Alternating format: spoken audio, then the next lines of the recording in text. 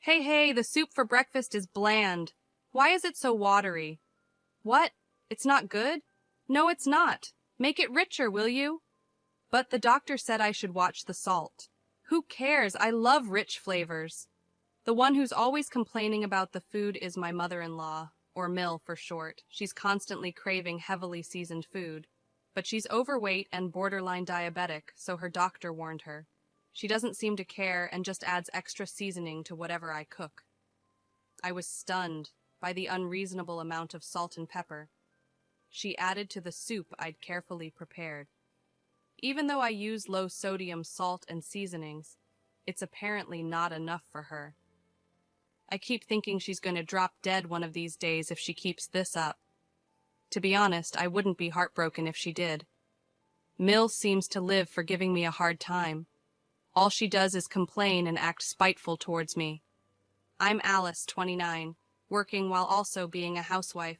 I've been married to my husband for 3 years, but we don't have any kids.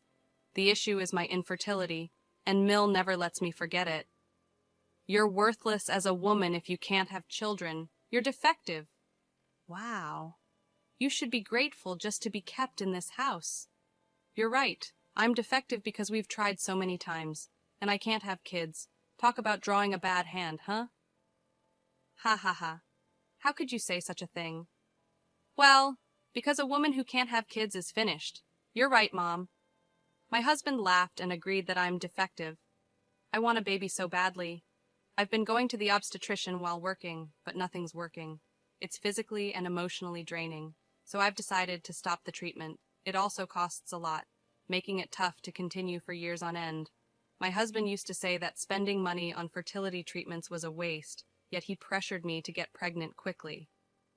What's the use of pressuring me?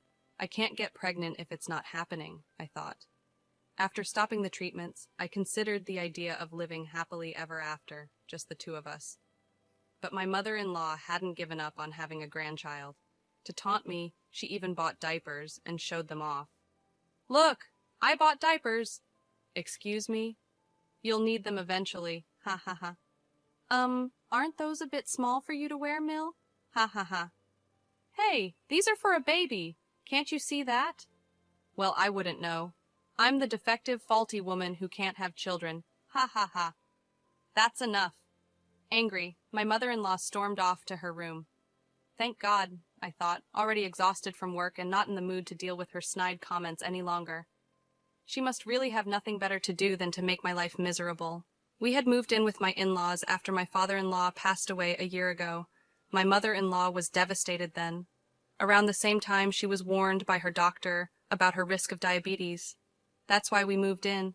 My husband wanted to be there for his mom. But despite her diabetes, she's fine. As long as she takes her medication and eats properly, there's nothing to worry about. Well, considering she neglects her meds and eats whatever she wants, her condition will probably get worse sooner or later. Even if that's the case, I really don't want to be the one to take care of my Mill. I'm still working and super busy. Taking care of in-laws in my 20s? No, thank you. The next day was my day off, so I was doing house chores. My mother-in-law, who usually just lounges around, eating snacks on the sofa, suddenly stood up and walked into my room. I didn't want her in there, but my hands were full, so I just let it be. I cleaned your room for you. Ha ha ha. Oh, thank you. I sense something fishy here. I should switch rooms with my husband. You know, if you leave in such a messy room, you'll get bugs. Ha ha ha. But it suits you. Ha ha. Uh-huh. Go on. Enjoy your clean room. Sure, thanks. My mother-in-law seemed to think I was grateful, which made her behavior even more suspicious. I had a feeling she was up to no good. That night, I decided to sleep in my husband's room. He's been away on business since yesterday, so he won't know. Even if he finds out, I knew he wouldn't get mad, so I made my choice. I work as a nurse with irregular hours, so we have separate bedrooms. Part of it is that our relationship has cooled off, but mostly it's because I don't want to disturb him when I work night shifts. I waited until Mill went to her room and then went to my husband's room. All right, mother-in-law is in her room. Time for me to sleep too. And so I slept there for 2 days. My mother-in-law seemed suspicious because I looked too cheerful. She started asking weird questions. Don't you feel any pain or anything? Huh. What do you mean? Oh, never mind. Was there something you were suspecting? Avoiding eye contact, my mother-in-law ate her meal alone. I had the night shift that day, so I planned to relax at home before heading to work. Taking it easy isn't an option for me, since my Mill never lifts a finger around the house. She loves bossing me around, all while lounging on the couch, snacking, and reading Japanese comics aimed at women. She's probably reading and scheming what she can do next to make her annoying and bratty daughter-in-law cry. I saw the cover of her comic. It was sloppily translated into English as Epic Mother and Daughter-in-Law Swamp Battle. Couldn't help but roll my eyes at her choice of reading. Eventually, my husband got back from his business trip, but it was already 10 p.m. Ugh, I'm exhausted. I'm hopping in the bath. Sure, I'll heat it up for you. Have a beer in the meantime. Thanks, I will. Wait, it's not safe to drink alcohol before a bath. Fine, I'll go for a non-alcoholic beer then. He reluctantly drank a non-alcoholic beer because I warned him about the risks of mixing booze and hot water. You'd think he'd know better. Even saunas have signs warning against entering if you're drunk. But no, common sense isn't so common for him or my mother-in-law. After that, my husband took his bath and sang loudly. We live in a single-family home, but singing at this hour, our neighbors won't be pleased. La la la la la. Hey, you're too loud. Shut it! You're the one who's loud. I warned you quietly, so stop singing already. My Mill came into the bathroom area to chime in. Watkin is just trying to have a good time singing. What's the problem? What? You really don't know how to treat your husband, do you? Always so inconsiderate and full of complaints. Hey, I'm not the one constantly complaining, Mill. Ha ha ha. Back talk, huh? You're definitely not cute. Not that you're a beauty to begin with. That's fine by me. I'm probably a knockout beauty in some other country. No worries. Ha ha ha. After that, my husband got out of the bath and started drinking. It was already 10:30 p.m., and I needed to leave for the hospital where I work. Even though it's nearby, there's a lot to do, so I need to leave early. Oh, by the way, I've been sleeping in your room. Would you mind sleeping in mine tonight? My clothes are everywhere. Sorry. Sure. Doesn't matter to me. All right, I'm off then. Take care. I told my husband quietly, so Mill wouldn't hear. As I was about to grab my bag and leave, I heard my husband's loud groan. Ah! Ah! What? What the? Watkin? He was curled up on the floor, clutching his leg and moaning. He looked to be in a lot of pain. Mill's face went pale, and she started to panic. What's going on? Speak! He couldn't say a word. No matter what I asked, there was no response. I thought I needed to do something, but then I noticed something strange. The floor was unusually slippery. I was wearing socks, but it was so slippery that I felt like I could fall. What the heck is this? Ah! Watkin! Mill, what on earth did you do? I didn't do anything! It's not my fault!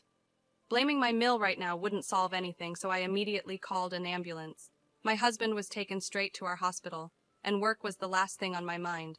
He kept clutching his leg even after we arrived, visibly sweating in pain. You could tell it was serious. Ow, it hurts. So bad. Watkin, hang in there. Please, help me. Thankfully, a doctor was able to examine him, and it seemed like he felt a bit relieved. His leg was indeed broken, just as we suspected. He probably twisted his ankle the moment he slipped on that slick floor. It was a 5th metatarsal fracture, so it all added up. His foot was visibly swollen. Typically, people fracture this bone by tripping or putting all their weight on it. Speaking from experience, I twisted my ankle falling downstairs years ago. I heard a loud snap, and the pain was unbearable. I was also diagnosed with a 5th metatarsal fracture. I was lost in music while walking down the stairs, so it was quite embarrassing. I even lied to my close friends about it. Since his fracture didn't require hospitalization, my husband could come home. I was scheduled for a night shift, but my nursing supervisor insisted that I should take the night off. It's not a life-or-death situation, but I guess she was genuinely concerned. I survived, but now I've got a fever. Well, you broke your leg. Of course you'd get a fever. But why was the floor so slippery?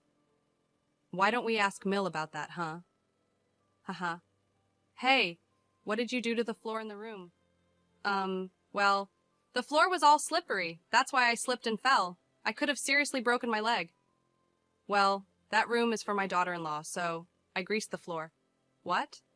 I was hoping my daughter-in-law would slip, so I put a lot of grease on the floor. I never expected you to go in there and slip. Ah. Unbelievable. Turns out my mother-in-law intentionally greased the floor to make me fall. She had claimed to have cleaned the room, but her actual intention was to put me in harm's way. I'm furious.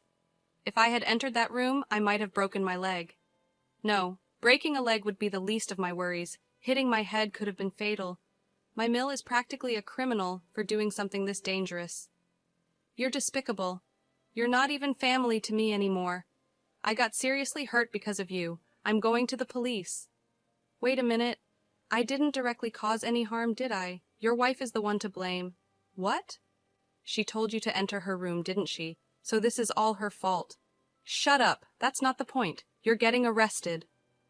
My husband was furiously dialing the police. My mill tried to snatch the phone away, but couldn't overpower him. Even with a broken leg, my husband was still stronger. He was desperately holding on to his phone, speaking to the police. I couldn't help but think that I'd rather be at work, maybe even at the hospital, than deal with this mess.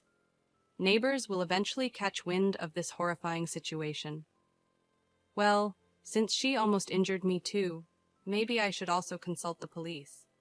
What? We don't know for sure, but she might be charged with attempted harm. Wait, no, I don't want to be taken to the police. Really? You knew the risks when you did this? Or did you think you could just erase me from this world? Well, I did think it would be better if you just disappeared. Wow, you're the worst. Your mindset is criminal. Personally, I wish you'd just stay in jail forever. Let's get a divorce. What? I can't continue like this. If I stay in this house, you might actually erase me one day. I'm too scared to live with that. Plus, I can't stand your lack of morals anymore. Wait, don't say we'll divorce over this. Over this? You looked down on me, called me defective. Do you even know how much that hurts? I can live without you just fine.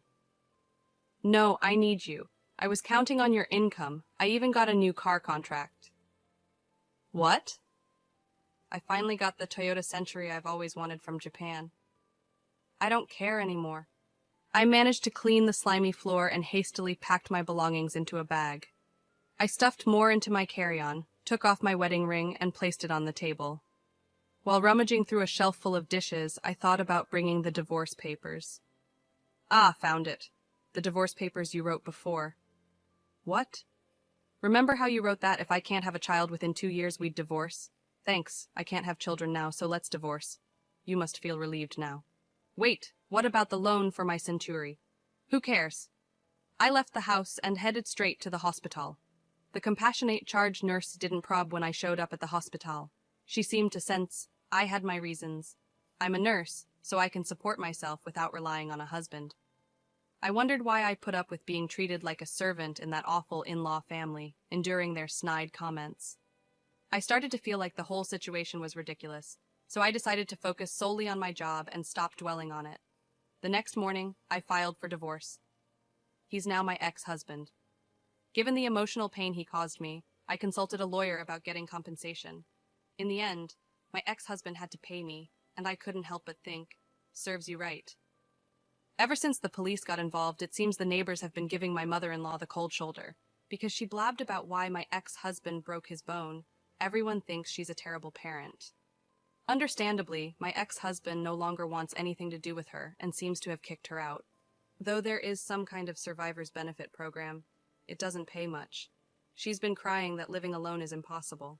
She loves to eat, and because of her, our grocery bills were outrageous. So, living on just the survivor's benefit would mean a very modest lifestyle. As for my ex-husband, I don't care what happens to him anymore. He said something about taking out a car loan, but I have no idea what happened with that. I assumed he wouldn't be able to afford it on his salary. He took me for granted and thought I would contribute money too, which annoyed me so much. Even though he's not particularly wealthy, he's the type to buy a new car without thinking. Later, I started dating a doctor at the hospital, and 2 years after that we got married and were blessed with a child, which felt like a miracle after all I'd been through. From now on, I'm committed to doing my best for my family,